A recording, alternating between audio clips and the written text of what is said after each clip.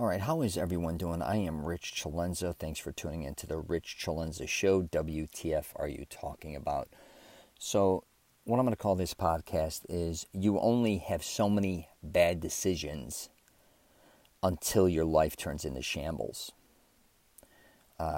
So, what I mean by that is, and this is really for a lot of younger people out there, I don't think a lot of younger people realize that a lot of decisions they're making are bad decisions. And I get we're all going to make a lot of bad decisions throughout our life. I always said we probably make as many bad or actually more bad than good a lot of times. We don't realize it until it's too late. And you don't realize all the stupid shit you did until you get older. It's kind of a hindsight thing. But I do think when we're younger, or if you're younger, that you really do have to learn to pay attention to your elders to a certain degree and what they're saying. Now, that doesn't mean you follow everything they say, because I'd hate to say this because I'm middle-aged, 50, for instance, and I'm outdated. And actually, one of the guys that helps me, a young guy who helps me with my podcast and some of my video and my Mastering Self-Confidence program, we had some discussions, and he comes to me a lot of times for advice, which is very nice. Regarding many different things, and one of them I'll just give you for an example, and I think I might have mentioned this once a long time in my podcast, was leasing a car and all these different types of things, buying cars. And I've obviously purchased cars, I've leased cars, I've had high-end cars, sports cars, all these different types of things. So, well, I was talking to him. I told him, for one, when you're buying a car, please don't make a quick judgment. I don't care if you walk in a dealership, if they intimidate you and all these different types of things. You need to understand this is going to be one of the biggest purchases you make probably this year, unless you buy property or something in that nature. But buying a car is a serious thing, and getting ripped off on your interest rate, or buying a car that you can't afford, losing it, getting it repoed, or you being in a position where you put yourself under a lot of stress because your car payment's too much money, or you buy a lemon or a car that has problems, whatever the case may be. You get the point. So I'm always trying to help him. But once we were going back and forth, and I gave him a lot of my advice, and he loved it. But then we were discussing other things, and he says, well, Rich, you can do this online with an app, and you can do this now, and you can do that. And I stopped and I said to him, listen, only take the advice that I'm giving you, only grab bits and pieces of it, because I can only offer what I know. But here's the deal. You, in this day and age, you also know a lot of things that I don't know. So you have to really learn to incorporate both of them. Because the truth is, a lot of things, like I don't know how to, you could buy a phone through the internet or through an app and all these different things, but they have all these different options that I didn't even know about now, which were even he was showing me, which were kind of blowing me away. So at the beginning of the conversation, I'm thinking I'm helping him, and at the end, he's actually helping me. And one of the points I'm making here is, after he went and got his car, he was very thankful, saying, he had some issue even after he got the car, and I said, no, they can't do that, they can't do this. I know, because I help my buddies all own law firms. I even used to help them in the summer sometimes. And I said, legally, the car dealership shouldn't do this or that, and you shouldn't have to do this or that, or whatever the case may be. They tried pulling some bullshit. And he was like, okay, after that, it all worked out. He was like, you're absolutely right. But if he would have went, I think, and he even said before and went and got a car, he would have probably got ripped off. He even said, and all these different types of things. So what I'm trying to say in this podcast for especially young people is be very aware, and this is older people as well, or anybody, be very aware of the decisions you're making. And I don't think a lot of us are. I think a lot of us make decisions based on the moods we're in. And a lot of times we could be in a good mood. And I don't know if you've ever gone shopping, for instance, even let's say to the grocery store. You go shopping when you're hungry or starving. You're going to buy twice as many groceries, right? You go when you're full, after you ate dinner, lunch, whatever the case may be. You're kind of taking your time. You're thinking through things more. Two totally different elements. It's kind of like if you ever went shopping for clothing in the mall or whatever. If you're in a really good mood, in the mood to shop, or you want to buy some things, you want some clothes, you got a little extra money, it's a whole different experience than if you're broke, or if you're kind of looking for something very specific. It gets very frustrating. It's just a different environment. And that's what I think a lot of times what happens with us is based on the mood we're in, either makes us sometimes spend too much money or sometimes kind of gets us to make sometimes a good decision, but also sometimes a bad, because we're in a good mood and we think we can kind of always finagle our way out of that. And that can even go for getting engaged, I think a lot of times, or staying in relationships, or back to buying something, like getting caught up in the moment, or a moment of weakness, and all these things. Whenever you're going to do something, I talk about this either two different ways, actually. Whenever I'm about to make a big decision now, I give myself a lot of time, and a lot of people are like, hey, you could blow the deal, or you could this or that. And I'm like, well, maybe it wasn't meant to be. But I usually try to, if I'm going to purchase something, I give it 48 hours at least. Even if unless I find something that's amazing and really off the chart and everything went my way, then that's different. But even if I'm looking for a car, say for instance, or I'm looking to buy, now that doesn't mean if I'm in a mall and I see something for sale, just so you know, I'm talking bigger things. And the reason being is I think a lot of times, if you've been around a lot of wealthy dudes or around people that buy, let's say, expensive sports cars, after a month or two, and I've been in this situation, you get bored with it. Okay, the difference is, unless you have a lot of money, you still are responsible for the payment. And a lot of times, if you're going to buy property, a home, real estate, whatever they invest in real estate, back to cars, back to jewelry, a lot of that shit is very impulsive, right? You may not even realize it. But if you give yourself 24, 48 hours and not getting caught up in the moment, you'd be shocked later, 1 or 2 days, how you feel about that situation. I talk about that in my Wingman book. When you're in a relationship, a lot of times, and this could be friends or with a girl or with your wife, a lot of times you get in an argument. But before you blow up and get crazy, I tell people, at least give it 24 hours before you really get crazy, or 48 hours. And I promise you, in 2 days, after you've thought things through, you'll have a totally different perspective. Now, sometimes it may be worse, don't get me wrong. But a lot of times, you not overreacting, or you maybe not saying or doing something, is the best thing for you. And that's what I think decisions as well. And when I'm saying these bad decisions, it could be even overreacting. And we all get caught up in a moment, right? We all get in a position sometimes when we're either very happy and we do something foolish, or we're very aggravated or frustrated and we do something stupid. And we usually talk about bad things, I think, a lot of times when decisions are being made. So you get in a fight with somebody physically, when you could have walked away or they could have walked away. It could have easily been settled before you know it. You're in the emergency room. There's a lawsuit.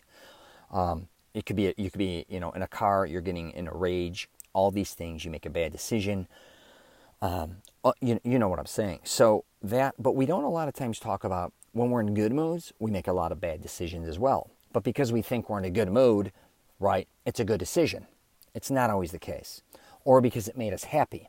Because a lot of things that start off very happy, which would be, for instance, sometimes buying a home that you can't afford, but it's a great moment because it could be your first home in your life, or it could be the home you always wanted, or it could be the car you always wanted. Before you know it, you purchase the car, the payment's a lot more money than you thought it was, or you thought you could afford the payment, then you lose your job, or you get a pay cut, or you didn't realize how expensive the insurance is, you didn't realize the oil change, but you still were kind of in a good mood and you still like what you have, but at the same time, it's kind of destroying you.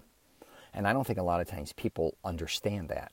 So as you get older, you got to realize it's back to making these decisions. A lot of times we get caught up with making, you want something, but you have to understand, is wanting that thing going to help or hurt you? And I think a lot of times, a lot of things we want can actually end up hurting us and not helping us, especially with a lot of stupid shit. And back to jewelry, or kind of being a show-off, or spending too much money on clothes. I always talk about clothes being a horrible investment. If you buy clothes, obviously you want to buy them for sale, or you want to buy them for resale. Because when you want to talk about something losing value, now that doesn't mean I'm telling you not to ever go out and buy clothes, because of course you need clothes, and you want to buy the clothes you want to wear. Now, again, if you're a multimillionaire, you can buy whatever the hell you want. But if you're struggling, from week to week, month to month, and you know, don't don't be obsessed with wearing a certain pair of sneakers, even though at the moment that may be a great thing, but then you buy a new pair of sneakers and in 2 weeks your phone gets shut off. And I see this shit happen to people all the time. Or I see people buy a car, back to that, or buying possessions that just keeps making them more and more stressed out. And that can even be relationships. And I talk about this a little in my Mastering Self-Confidence program, is you get into relationships, you make a bad decision dating somebody or being with somebody who's either you're allowing to basically take a lot of control of your life. You're spending money that you can't spend on them, or you're helping buy, or you're buying things for them that you can't afford. You're going to places you can't afford. All these different types of decisions. And like I was saying at the very beginning of the podcast, all these bad decisions, you only sometimes get so money. That doesn't mean you can't always make a comeback, but sometimes you can't. And sometimes it may take 2 years to make a comeback, 5. It can ruin your life for 10 years. I have a friend. I've had tons of friends who've had DUIs. I've had some who've had 1, 2, 3, whatever the case may be. Somebody had a DUI and it took 5 years, after a certain amount of them. By the time, from the financial end of that, how much it cost, from him losing, his license, to then him getting burned when he had to then get his insurance, and when he eventually had to get insurance for his car, and all these things, like that put him back 5 years. You don't look at things sometimes. So it's amazing how you could go Uber, Lyft, but again, the bad decisions that you make sometimes can literally dwarf you and destroy you for long periods of time. And even physically, you get in a car drunk, next thing you know, you're paralyzed. Sometimes there's no coming back, or you may hit somebody in a car. Now, like I said earlier, we all can make bad decisions.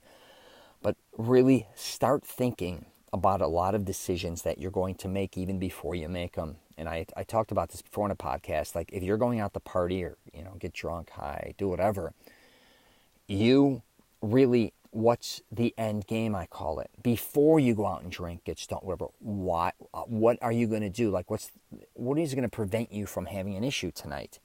If you drive to a bar to meet your buddies, you most likely know you want to drive home. So be smart, Uber, Lyft, whatever the case may be. Next time, as you get, if you get in a fight or dispute with somebody, is this person really worth fighting? What is the end result here? I proved to these people in the bar, or I proved to 2 other people on the street that I'm tougher than them. What is the best case scenario? Is most likely you're going to break your hand, hurt your fist. Even if you're tougher than somebody, you could end up on the concrete, hurt your elbow. You go home, you're sore, or they knock your teeth out. Really, like each decision, again, what's going to benefit you?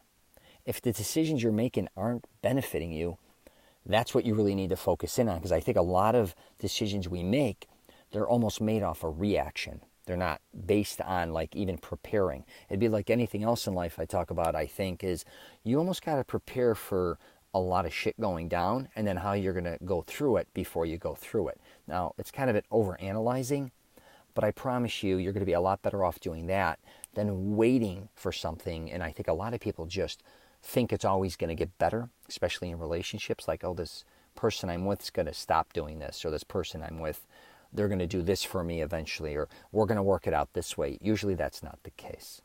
So just be aware of your decisions. And again, don't make a lot of decisions based on moods. Make them on facts. Make it on a realistic, like if you have a girlfriend or someone that says, hey, can you co-sign for a car for me? Now, if you could afford it, that's one thing. But if you can't, or you're on shaky ground with this girl and you're in a good mood, or you're both in a good mood, and you're thinking, hey, maybe if I do this for her, she'll change, or maybe this or that. And before you know it, you co-sign, she dips on you, leaves. Now you're stuck with the payment. Or she leaves with the car, you have no idea where it's at, and then they chase it down. They have to repo it because you don't know where it's at. Whatever the case may be, again, you have to make decisions for yourself, not to hurt yourself. And I think a lot of times, and I've actually even accidentally put people over my lifetime, put other people in bad positions trying to help me, or I didn't think I'd hurt them, and I ended up hurting them. So my new thing is not putting myself in a position where I need anybody else. Now, if I did something together with somebody and it was balanced, that's one thing, but I want to have a total honest approach on everything I do. So I try not to let people take advantage of me or force me into making a bad decision. It could be personally or financially. I also don't allow others or me to attach myself, or I put myself in a position where it looks like I'm taking, I guess you could say, what's the word I'm looking for? I'm taking advantage of other people, because if it doesn't work out, you really got to look at the things that aren't going to work out. I know a lot of times we have to stay positive and be like, hey, I'm going to buy this piece of property. It's going to make this amount of money, and property's this way now, but and this community's this way, and it may be. But you got to also think about and say, hey, what happens if the market does crash? Or what happens if this happens in this neighborhood? Or what happens, what's really the worst case scenario? Am I really protected here? Right? Those are things you really need to think about, especially if you're younger, because like I said, I've made decisions myself that has set me back 10 years. I'm going to tell you right now, I didn't realize it at the time, even financially. And my mother used to always say, no, save money. And I always used to be like, no, I'll always have money. I'm always going to be able to make money. I'm always going to be able to do this. And I'm telling you, that may not always be the case, because you don't know what tomorrow brings. Tomorrow you may end up in a wheelchair. Tomorrow you may end up, who knows? You may not always end up in the position in life you think you're going to end up in. That's not to downplay that or be on a negative. But I think a lot of people growing up think, by the time I'm 30, I'm going to be in this situation. By the time I'm 40, I'm in this situation. By the time I'm 50, I'm in this situation. If you look at most people, or a lot of people, they're not in the positions they thought they were going to be in. I'm just telling you that right now. A lot thought they'd be a lot more wealthy. A lot of people thought they would maybe be different just on every level, business-wise, or having their own company, or they'd be in a different spot physically. They thought they'd feel better, or whatever the hell it may be. A lot of them don't end up in the position that they thought. So I'm going to wrap it up there, but please stop making bad decisions, man. All right? Try to prevent that shit. Okay, that could go for anything. And you know what I mean? I was just watching these extreme sports guys, which they're professionals, and they were on this mountain, this dirt mountain thing, and they were doing their thing yesterday where they are jumping. It looks like they're jumping off cliffs. And I'm like, oh my God, now they're pros. But I remember even not long ago, I was in Carlsbad, California. Me and my cousin went mountain bike climbing, and I jumped, flipped over the handlebars, broke a few ribs. Did I need to do that? I'm just saying, if that would have caught my neck, it would have snapped my neck. I could have ended up paralyzed. That happened years ago on a motorcycle with me. I flipped over the handlebars. And I'm just using this for a quick example because it came to my head, was that was a stupid decision. And I even was at the top of the mountain saying, I shouldn't do this. Should I jump this big hill? Again, now put me in that position. I'd be like, are you out of your effing mind? And that was just a few years ago. But my point being is, be very aware. Stop yourself when you're about to make a decision. Don't get caught up in the moment. I know it's gonna happen anyways, but if you can prevent that, especially when it comes to your finances, you know what I mean? Pay attention. Take your time. Look at it. I call it the sloth move. A lot of times, the slower you go to make some of your decisions, the better off you're going to be, because sometimes the longer it takes to do certain things, as you know, the more information you learn about it. And then you're like, holy shit. And life isn't just about, making great decisions. It's about avoiding a lot of shit. You may avoid something in your life that if you would have done, you would have avoided doing this, avoided doing something, saved your life. It could be financially, it could be whatever. You may not want to get in a car with the people. That happened not long ago. I know some high schoolers. They were partying. One of the girls got out of this car. She didn't want to get in the car. They were drunk. They took off. They got killed. A bunch of high school kids, I felt. And then the one decided not to get in the car. My point being is that is the type of decision. Sometimes you don't understand that you not purchasing something, or you not doing something with somebody, or not being in a relationship with that person could be the best thing that ever happened to you. So anyways, you get a chance, check out my YouTube channel. I've been putting up a lot of videos. I was in Hawaii last week, so I'll be posting some things regarding that. A lot of fitness stuff I've been doing lately, my favorite gyms, but also smoothie shops, restaurants, things in that nature. I'm on LinkedIn, Twitter, Facebook, and Instagram. So if you could, try and subscribe to my YouTube channel. And if you want to leave a comment, share, whatever, I just love helping people. You want to disagree with me, I get it too. All right. Well, take care. And if you're traveling, safe travels.